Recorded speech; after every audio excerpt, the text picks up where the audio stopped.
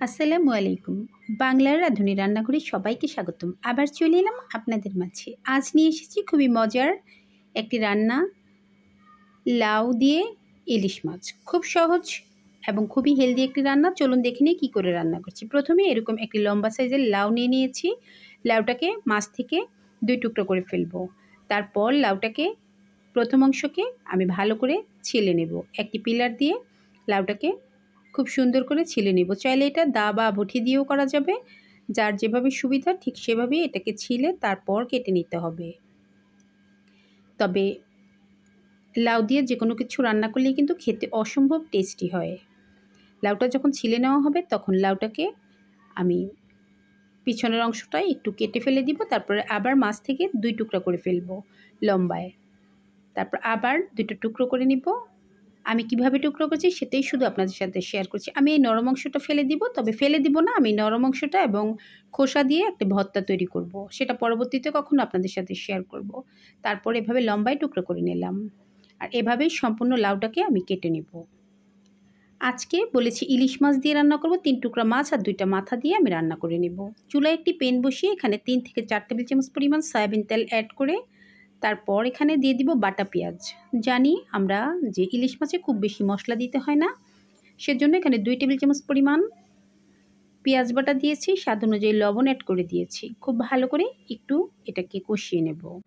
পেঁয়াজ বাটা দিলে এর ঝোলটা একটু ঘন হবে, খেতেও খুব ভালো লাগে। যেহেতু মশলা কম দিব তাই পেঁয়াজ বাটাই অ্যাড করেছি। 1 চা চামচ করে হলুদের গুঁড়া এবং মরিচের গুঁড়া অ্যাড করে দিলাম। মরিচের গুঁড়োটা শুধু কালার সুন্দর হওয়ার জন্য দিয়েছি। লাউয়ে কাঁচামরিচ দিয়ে রান্না করলেও কিন্তু খেতে খুব ভালো লাগে, দেখতে সুন্দর হবে, তাই এখানে লাল মরিচের গুঁড়াটা ব্যবহার করেছি। আমার মা সবসময় বলতেন লাউয়ে যত মশলা কম দিবে কালারটা একটু সাদা সাদা থাকবে, তাহলে খেতে বেশি ভালো লাগে। একটা মাছের মাথাকে 2 টুকরো করে নিয়েছি আর 3 টুকরো ইলিশ মাছ দিয়ে আমি আজকে রান্নাটা করব। ইলিশ মাছগুলো সামান্য একটু হলুদ আর লবণ দিয়ে মাখিয়ে রেখেছিলাম। একটু আগে মাখিয়ে রাখলে মাছের ভিতরে লবণ ঢুকে এবং খেতেও ভালো লাগে, তাই ম্যারিনেট করে রেখে দিয়েছিলাম। সামান্য একটু পানি দিয়ে মাছটাকে আগে কষিয়ে নিব। সামান্য একটু পানি অ্যাড করে দিয়েছি এবং নেড়েচেড়ে মাছটাকে দিয়ে আমি ঢেকে দিব 2 থেকে 2.5 মিনিটের জন্য। এর মধ্যেই মাছটা খুব ভালোভাবে কষানো হয়ে যাবে আর তারপর মাছটাকে আমি উঠিয়ে নিব। ঢেকে দিব 2 থেকে 2.5 মিনিটের জন্য। ফিরে এলাম 2 থেকে 2.5 মিনিট পর। আর এখন আমি মাছের মাথা এবং মাছগুলো উঠিয়ে নেব। অবশ্যই এভাবে রান্না করলে, যদি মাছটা ভেজে রান্না না করি তাহলে এবারে কষিয়ে রান্না করতে হবে। আর ইলিশ মাছ যেহেতু ভেঙে যায় নরম, তাই সাবধানে কাজটা করতে হবে।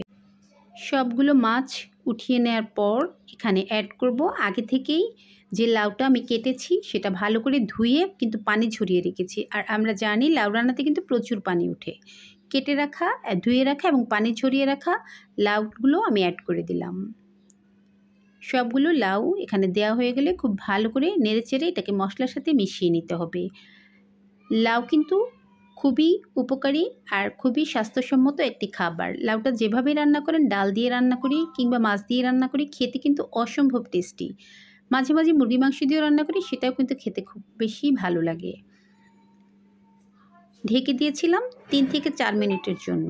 এর মধ্যে লাউ থেকে দেখুন যথেষ্ট পরিমাণ পানি উঠেছে। যদি মনে হয় যে লাউটা একদম কচি আর পানি না দিলেও চলবে, সেক্ষেত্রে পানি দেওয়ার প্রয়োজন নেই। তবে আমি আজকে লাউ সিদ্ধ হওয়ার জন্য সামান্য একটু পানি অ্যাড করব। লাউ থেকে যে পরিমাণ পানি ওঠে, কচি লাউ হলেও কিন্তু এখানেই সিদ্ধ হয়ে যায়। দিয়ে দিলাম ফ্লেভারের জন্য কিছু কাঁচামরিচ। ব্যাস, লাউ রান্নাতে আর বেশি মশলার কোনো প্রয়োজন নেই। ইলিশ মাছের যে একটা ফ্লেভার, সেটাই কিন্তু বেস্ট। ঢেকে দিব 4 থেকে 5 মিনিটের জন্য। এর মধ্যে আমি সামান্য একটু হাফ কাপের মতো পানি অ্যাড করে দিলাম। আর পানি দিতে হবে না, লাউটা একদম ট্রান্সপারেন্ট কালার হয়ে যাবে এবং খুব ভালো করে সিদ্ধ হয়ে যাবে এই অল্প পানিতেই।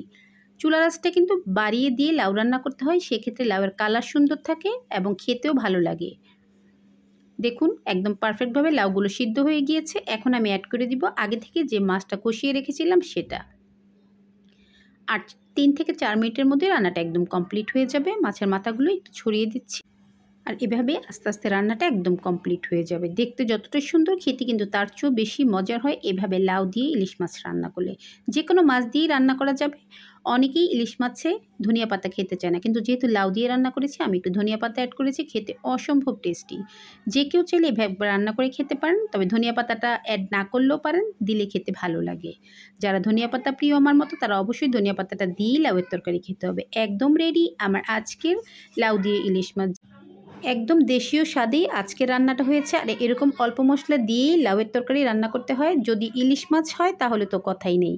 আদা রসুন কিংবা এক্সট্রা কোনো রকম মশলা ছাড়াই কিন্তু এই রান্নাটা খেতে অসম্ভব টেস্টি হয়।